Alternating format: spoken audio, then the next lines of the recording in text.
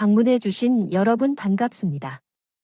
오늘의 이야기를 시작하겠습니다. 안녕하세요. 저는 입대를 앞둔 청년입니다. 제 방을 정리하면서 제 마음도 함께 정리하고자 이런 시간을 갖게 되었습니다. 무엇보다도 저는 지난 모진 과거를 용서받기 위해 이렇게 글을 남기고자 마음을 먹었습니다. 제 친엄마가 병으로 돌아가셨고 새엄마가 저를 키워주셨어요. 하지만 그 은혜를 알지 못하고 새엄마를 힘들고 아프게 했습니다. 또한 중학교 2학년 때 새엄마가 저희 집에 들어오신 후에 제가 중두병이라는 질병에 걸린 것 같아요. 저희 사춘기 시절에는 새엄마께서 정말로 어려운 시기를 보내셨습니다. 더군다나 제가 잠잠해지자마자 3살짜리 남동생이 또 사춘기를 맞이했는데요. 새엄마는 아빠와 재혼한 뒤 5년 동안 정말 힘들게 지내셨어요. 지금 생각해보면 그 시기에 내가 정말 부끄러운 일을 했다는 것을 깨닫게 됩니다. 하지만 새엄마는 제 자식이 아닌 우리 형제들을 따뜻하게 돌봐주셔서 그 은혜는 평생 잊을 수 없을 것 같습니다. 그럼 이어서 초등학교 5학년 때 우리 생모께서 돌아가셨습니다. 친엄마는 어렴풋이 그의 자식들에게 큰 사랑을 주면서도 늘 애를 써야 했습니다.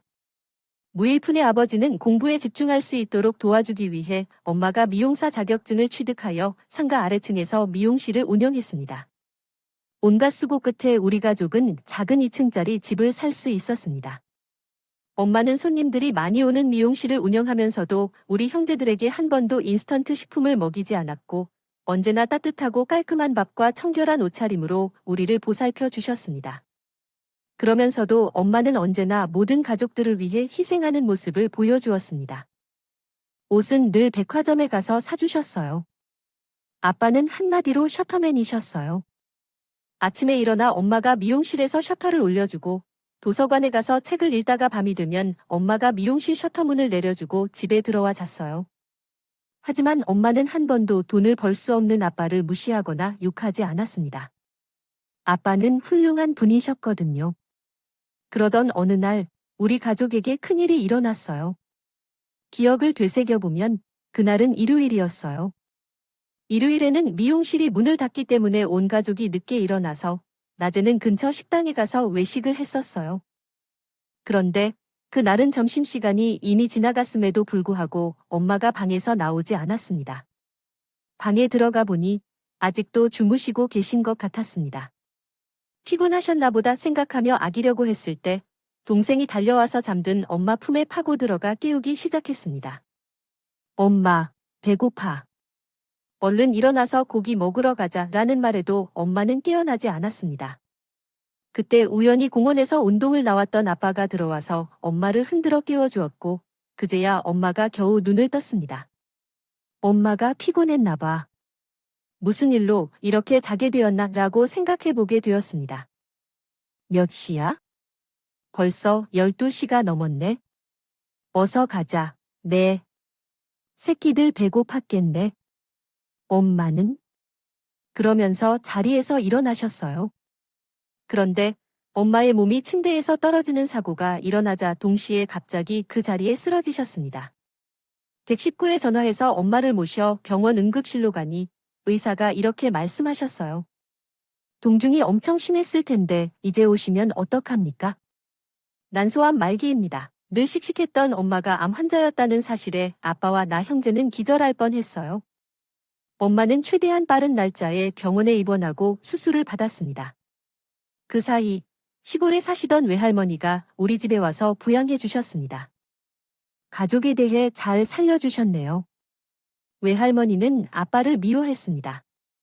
내 소중한 딸을 데려다가 이런 짓을 하는 거지.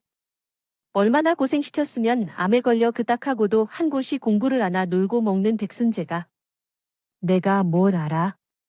내 딸 살려내, 내 딸 살려내라고 하며 외할머니는 아빠를 원망했습니다. 그럴 때마다 아빠는 외할머니 뒤에서 눈물을 흘리며 자신을 자책했어요. 미안해, 고시에 합격했어요. 저 당신 힘든 거 덜어주고 싶었을 텐데 나는 나쁜 놈이야? 당신 고생하는 거 뻔히 알면서도 열심히 안 했어. 내가 죽어야 해. 당신이 아플 거야 아니라 내가 아팠어야 했는데 진심으로 미안해요. 여보, 아빠는 다시 정신을 차리고 공부를 시작했고, 외할머니는 저희와 함께 살면서 모든 집안일을 도와주셨어요. 외할머니는 엄마보다 더 맛있는 음식을 만들고 집안을 깔끔히 정리해 주시며 더불어 우리 형제들을 사랑으로 감싸주셨지만 엄마는 그렇지 못했어요. 동생과 나는 엄마의 손길을 그리워하며 매일 밤 둘이 손을 꼭 잡고 울다가 지쳐 잠들곤 했어요. 6개월 만에 엄마가 돌아가신 후에는 아빠를 대하는 외할머니의 말과 행동이 더욱 강해졌어요. 너는 내 딸을 잡아먹은 거야? 대학을 나와. 고시 준비라는 핑계로 20살도 안 된 여자아이를 유혹하여 어린 나이에 사이에 독한 마약을 주고 돈을 벌게 했는데 넌 놀고 먹고 있으면서 내 딸은 돈을 벌다가 병에 걸려 죽었어. 돈을 번 건 남자가 해야지 내 딸을 위해 돈을 벌라고 등 뒤를 밀어줬어야 하는데 너는 내 딸을 죽인 사람이야. 내가 죽였다고. 아빠는 대학을 졸업한 후 9급 공무원 정도는 미미하다며 5급 행정고시를 준비했었지. 엄마는 고등학교만 졸업했지만 미용사 자격증을 취득하여 아빠를 보조했어. 엄마는 아빠를 존경하고 아빠가 고시에 합격하여 고위 공무원이 되도록 최선을 다하려고 했지만 아버지는 끝내 공무원 시험에 합격하지 못했어요. 외할머니는 아버지를 보면 욕을 하셨고 죽은 어머니를 아쉽고 그리워서 술까지 마셨습니다. 그러나 어느 순간부터 아버지도 가만히 있지 않았어요. 외할머니와 아버지는 매일 밤 싸웁니다. 어느 날 술을 엄청 마시고 돌아온 아버지가 외할머니에게 그러셨어요. 장모님, 저도 최선을 다해 살았습니다. 공무원은 못 됐지만 아내를 사랑하고 가정을 위해 최선을 다했습니다. 제사 좀 봐서 애들을 보실 거면 더 이상 제 험담하지 마시고 같이 있어 주시고요. 지금처럼 쟤를 욕하실 거면 고향으로 내려가십시오. 어머니가 그러시면 제가 불안해서 살 수 없어요. 수가 없다니 무슨 말씀이신지요? 아이들의 정서에도 해로울 거예요. 아빠는 말을 끝내고 펑펑 울었고 외할머니도 펑펑 눈물을 흘리셨어요. 내가 30에 청산과부가 돼서 남편이 날 하나 믿고 살았는데 돈이 없어서 타인의 집을 다니면서 딸을 양육했을 때 얼마나 기도했는지. 아나요? 이쁜 내 딸이 제 팔자만큼이라도 닮지 않게 해달라고, 능력 있는 남자를 만나서 수고 없이 편안하게 살게 해달라고, 하지만 자네와 같은 작자가 나타나서 머리에 먹물 좀 들었다고 하며 고생이라곤 생각도 않지 않고 공부만 시키며 내 딸만 힘들게 만드는데 엄마인 제 삶은 어땠을까요?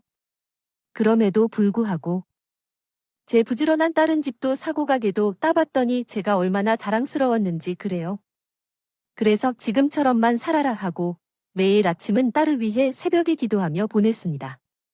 그런데 쓸쓸한 죽음을 맞이하게 되다니 이렇게 속이 어떻게 됐을까요?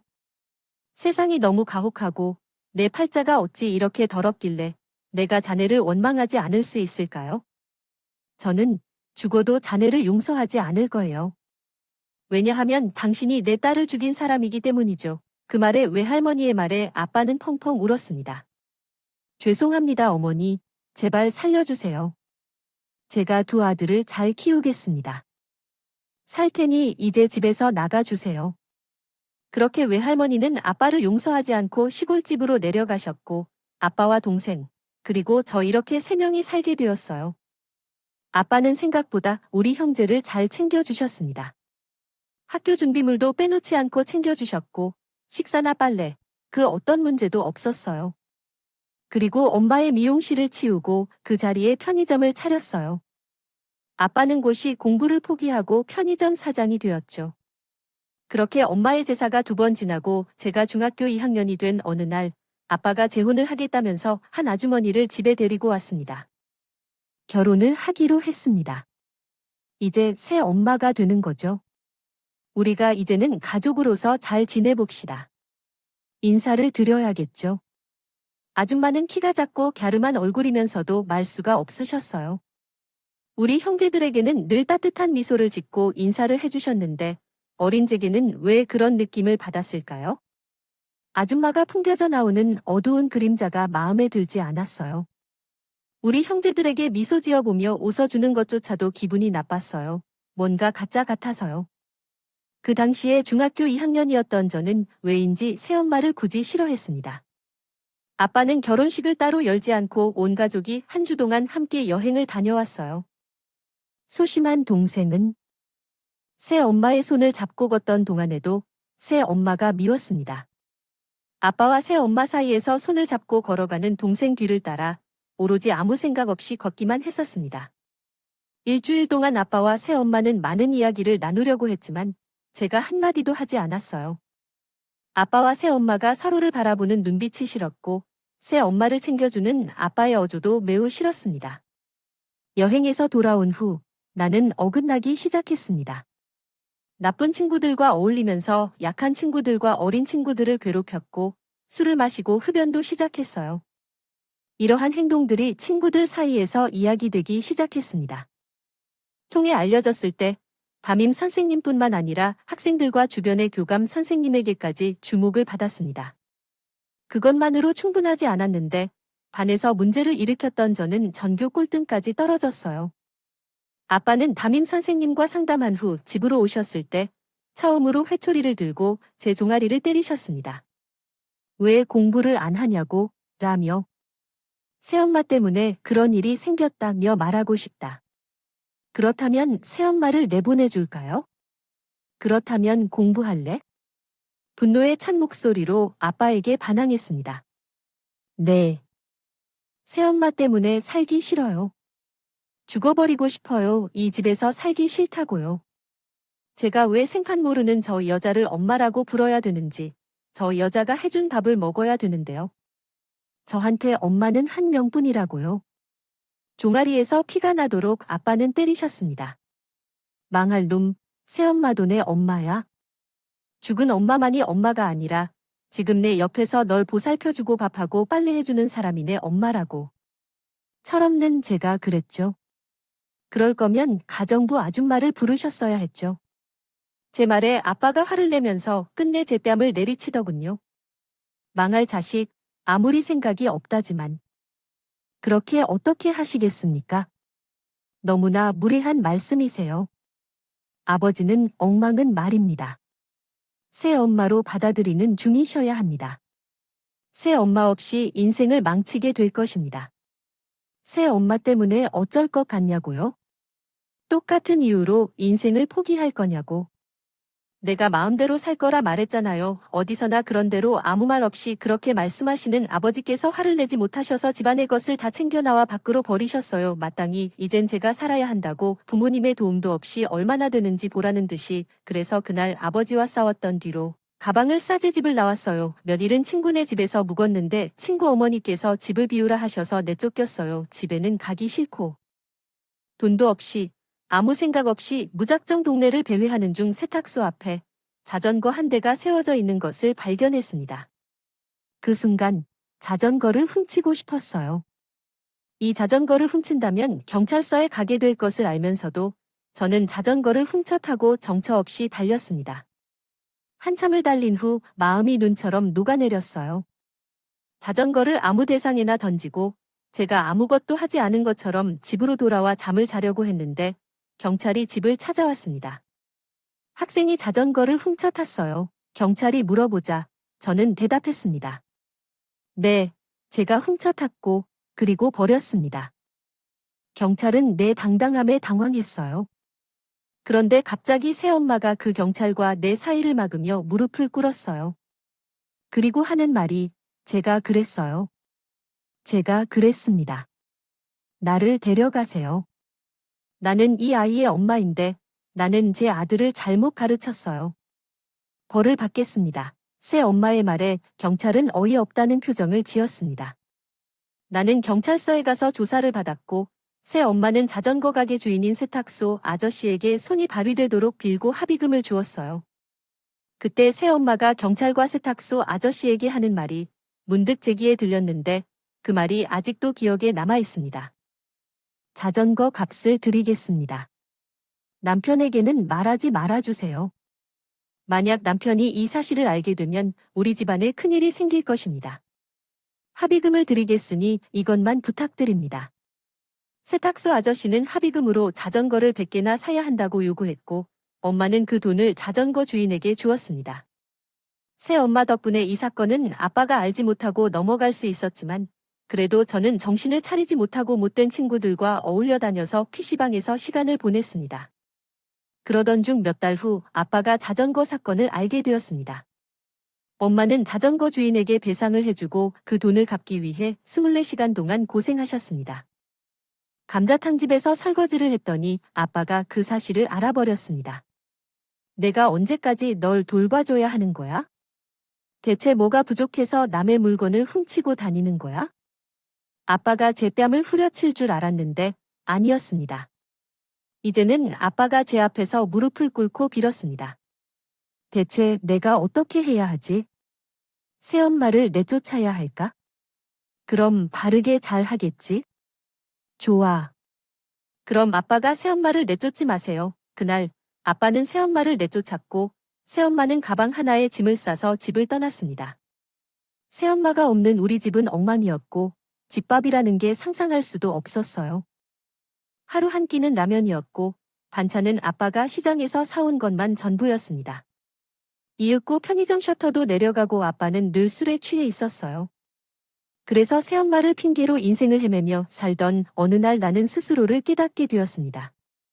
이러다가는 대학에 가지 못하고 직업이 없이 허둥지둥하는 어른이 될 것 같았어요. 함께 어울리던 친구들도 고등학생이 되면서 대학에 가겠다며 하나 둘씩 학교로 돌아가기 시작했어요. 이러다가 나만이 낙오자가 될 것 같았네요. 마침내 나는 아버지의 부탁을 된통하다가 유별나게 요절이 되었답니다. 드릴 말씀이 있어 하고 아빠 앞에 머리를 숙였습니다. 잘못했습니다. 새엄마는 잘못이 없어요. 새엄마를 데리러 가요? 그래서 아빠와 함께 새엄마를 데리러 감자탕집에 갔습니다. 새엄마는 그곳에서 밥을 먹고 일을 하시면서 작은 책으로 이야기를 하셨어요. 저는 그제야 정신을 차리고 공부를 시작했어요. 아빠와 새엄마는 그런 저를 보고 너무 흐뭇해 하셨습니다. 아빠는 다시 편의점 문을 열고 장사를 시작했습니다. 하지만 새엄마의 눈물은 여기서 그치지 않았어요. 또 다시 시작이 되었습니다. 제 사춘기가 끝난 다음에 동생의 사춘기가 시작했어요. 새엄마를 엄마처럼 잘 따랐던 동생은 새엄마를 무시하기 시작했고 괜한 희생양을 찾아서 새엄마를 당황하게 만들었습니다. 어느 날 몇 년째 연락이 끊긴 채 살던 외할머니가 집에 오셨어요. 외할머니는 집에 들어서자마자 아빠와 새엄마를 향해 온갖 욕설을 퍼부었습니다. 나중에 알고 보니 동생이 외할머니에게 전화를 해서 새엄마 때문에 못 견딜 것 같다며 울어 야단을 쳤던 거라고 합니다. 내가 우리 손자를 그렇게 힘들게 대하면서 학교 가는 아이의 교복을 안 살지 않겠다고 했대요. 학교에 가는 아이 아침밥도 안 챙겨줘. 그것은 어미가 하는 일이야. 반찬도 좀 골고루 해서 애들에게 먹여야지. 한참 키 클 나인데 너 지금 뭐 하는 거니? 멸치처럼 마른 아이가 눈에 안 보이니 자식이 아니라고 이렇게 함부로 할 거야? 새엄마는 다시 눈물이 흘렸어요. 동생은 거짓말을 하며 새엄마를 힘들게 했어. 외할머니가 집에 와서 새엄마 눈에서 눈물을 쏟고 갔던 며칠 뒤에 동생이 몇 명의 친구와 가출해 버렸어요. 아빠는 그동안 내가 그렇게 속아도 새엄마를 탓하는 말 한마디도 하지 않았어요. 가출하지 않았던 동생이 가출을 하게 되자 새엄마에게 처음으로 화를 내었다. 대체 애들을 어떻게 단속하는 거야? 내가 이러니 집에 들어오기가 싫다. 제발 좀 살게 도와달라고 말이야. 문틈으로 내다보니 새엄마는 아빠의 말에 한마디도 대꾸하지 못하고 죄인처럼 웅크리고 앉아서 눈물만 흘렸다. 또한 그때 새엄마의 표정과 눈물을 지금까지도 잊을 수 없다. 다행히 경찰의 도움을 받아 며칠 뒤 가출한 동생과 그 무리들을 금방 찾을 수 있었다. 동생은 저보다 생각이 없고 저보다도 철이 없는데 가출을 밥 먹는 듯이 태했다. 아빠의 설득에도 아랑곳하지 않고 뒤통수를 치고 가는 것이었다. 동생이 극한 반항을 했습니다. 결국 동생은 다니던 중학교에서 전학을 권유받게 되었습니다. 그리고 동생의 의견을 따라 시골 외할머니 집으로 이사를 가고 근처 중학교로 전학하게 되었습니다. 그때 외할머니는 우리 집을 찾아와서 새엄마에게 다시 폭언을 하셨습니다. 넌 내 손자들을 망쳐 놓는구나. 나였으면 같이 살지 않았을 거야.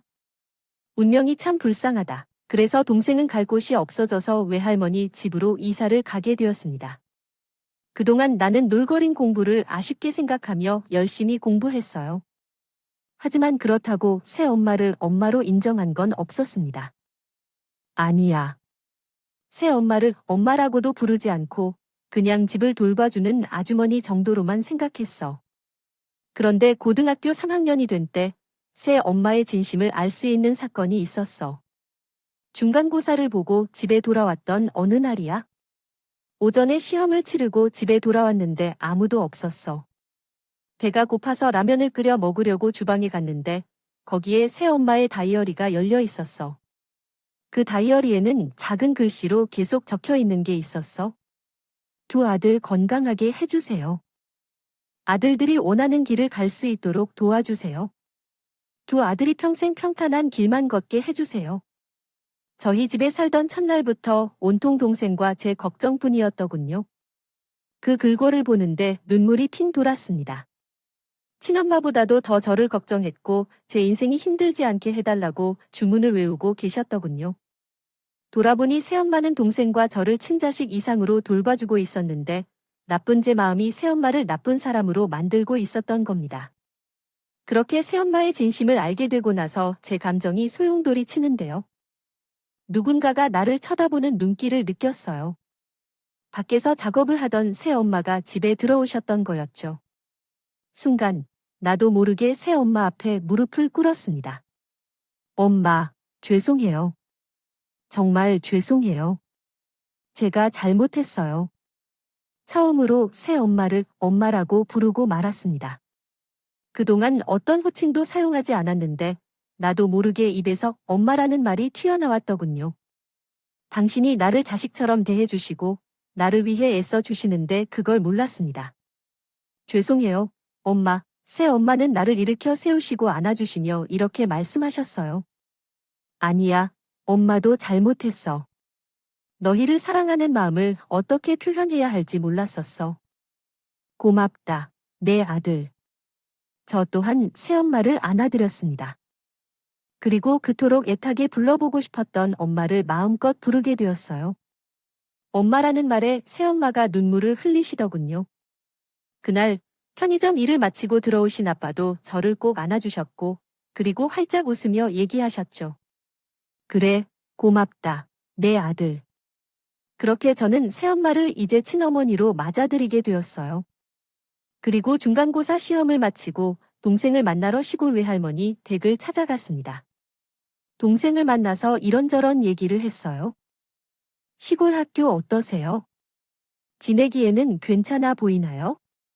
대학에 진학하려면 도시로 나가는 게 어떨까요? 거기에는 더 많은 학원이 있어서 말이죠. 제안한 동생은 처음에는 묵묵부답이었는데 제가 동생을 더 설득했어요.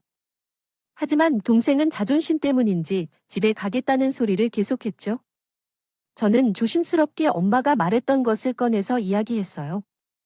엄마는 나와 너를 친자식 이상으로 생각하고 있었는데 우리 집에 오시면서 너와 나가 잘 지낼 것을 바라며 매일 기도하셨더라고 했었어요. 내 이야기에 동생은 고개를 숙여 말하지 않았어요. 동생의 대답을 기다렸습니다. 예전과 같았다면 제가 말을 끝내자마자 반항하듯 말대꾸를 했을 것이었겠지만 동생도 시간이 흐르면서 생각이 변한 모양이었나 봐요. 차분하게 무언가를 생각해내더군요. 한참을 기다린 끝에 동생의 진정한 대답을 들을 수 있었어요. 형, 집에 가고 싶어. 외할머니 집에서 왔는데 새엄마는 일주일에 한 번씩 여기 내려와.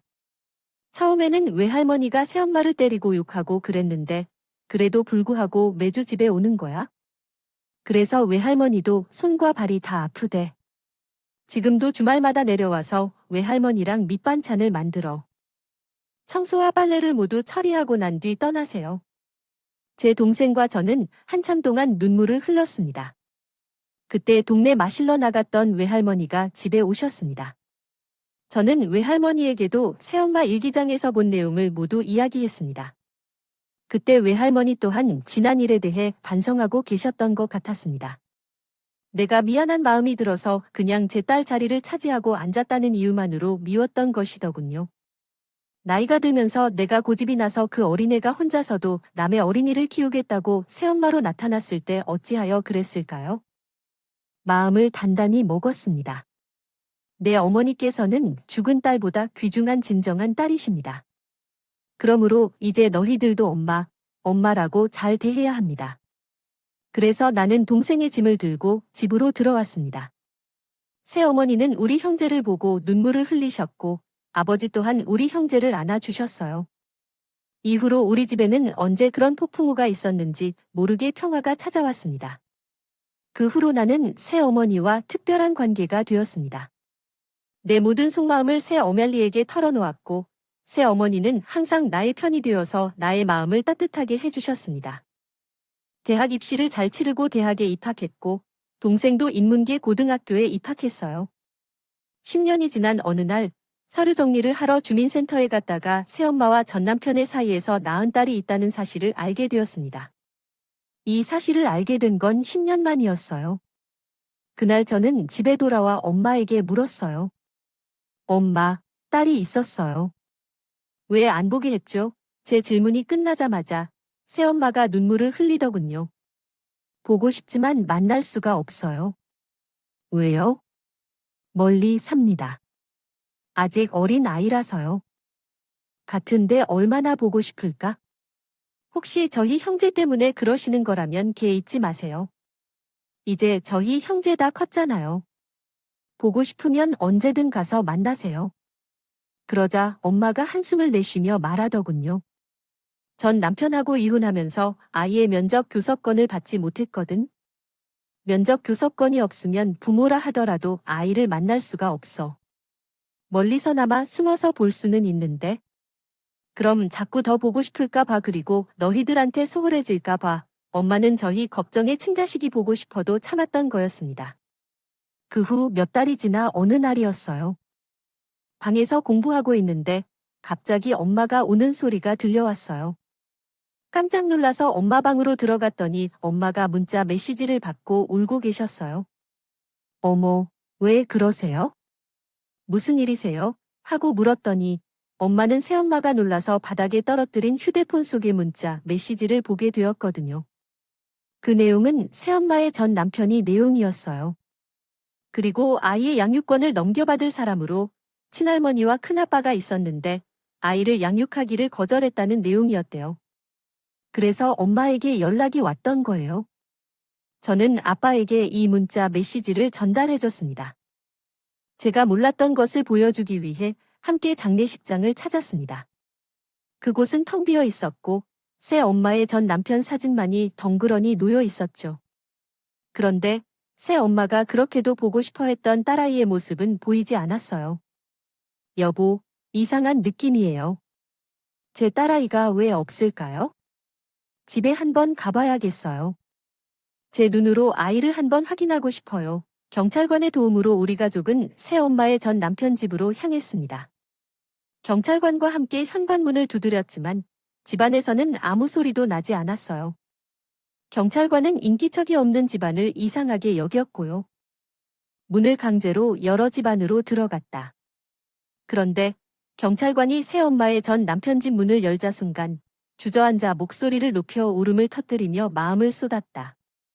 세상에, 집안에 먹지 못하고 싶은 시달림이 그렇게 컸을 줄이야. 힘이 빠져 일어설 힘조차 없어 보이는 여자 어린이가 누워있더군. 새엄마는 아이의 이름을 불러가며 달려가서 안아주었고 펑펑 우기 시작했다. 아이는 새엄마의 존재를 몰랐거나 그냥 눈만 끔뻑거렸다. 경찰 조사 결과 새엄마의 전 남편이 딸을 방치했던 것이 드러났다. 학교에도 보내지 않고 집안에 방치해두고 스스로 돈을 벌러 다니고 있었던 것이었다. 이틀에 한 번씩 집에 들어와서 아이를 씻기고 밥을 먹이는 것으로 알고 있어요. 아이는 또래보다 발달이 느리고 생각이 어렵고 말을 하는 게 어려웠습니다. 경찰은 아이의 보호자인 아빠가 사망했기 때문에 어떻게 아이를 돌볼지 물었습니다. 당연히 새엄마는 딸을 데려와서 키우고 싶었겠지만 사실은 아빠와 제가 원했던 대로 할 수 없었습니다. 그때 아빠가 새엄마에게 이렇게 말했어요. 당신은 내 아이들을 자신의 아이처럼 돌보아 주었는데 그 어려운 시기를 잘 이겨냈는데 내가 당신의 아이를 망쳐버리면 이해하기 어렵겠지. 그건 도리에 어긋나는 일일 거야. 새 엄마는 아빠와 저희를 신경 쓰느라 차마 딸을 키우기를 거절했습니다. 못했는데 아빠가 먼저 나서서 새 엄마의 아이를 받아주겠다고 한 거예요. 동생과 나도 찬성했습니다. 동생이 그러더라고요. 나한테 여동생이 생긴다고, 이쁜 여동생이 생긴다고.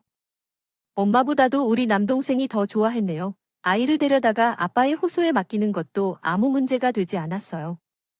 그렇게 우리 가족은 4명에서 5명이 되었습니다. 여동생에게 가장 급한 건 병원 치료였어요. 영양이 부족해서 꾸준히 병원을 다녀왔고 언어 치료와 심리 치료도 함께 했습니다. 15살인 아이의 30kg도 되지 않던 몸무게가 점차 늘어나서 이제는 40kg이 훌쩍 넘어갑니다. 몇 달 전에 학교에서 행사가 있었을 때 아빠와 엄마 그리고 저와 남동생까지 참석했었습니다. 지금 생각해도 저는 참 못된 아들이었습니다. 자기 자식을 빼앗기고 아이들이 둘 딸린 남자와 재혼했을 때 새엄마의 심정은 어땠을까요?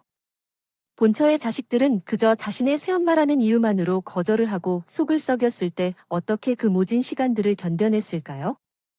어리석은 저희 행동에 반성하고 참고 기다려준 새엄마에게 감사의 마음을 전합니다. 어머니로서 나를 고쳐주셔서 감사합니다. 이 은혜 잊지 않겠습니다. 감사하고 사랑합니다.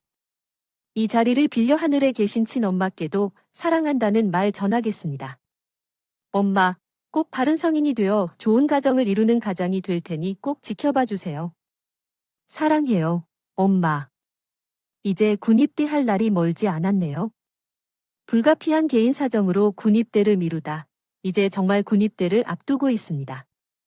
나라를 지키는 건아가 되어 국방의 의무를 다하고 집에 돌아와 제 가족들을 위해 아낌없는 사랑을 베풀겠다고 약속하면서 이 글을 마치겠습니다. 지금까지 제 사연 들어주신 여러분께 감사합니다.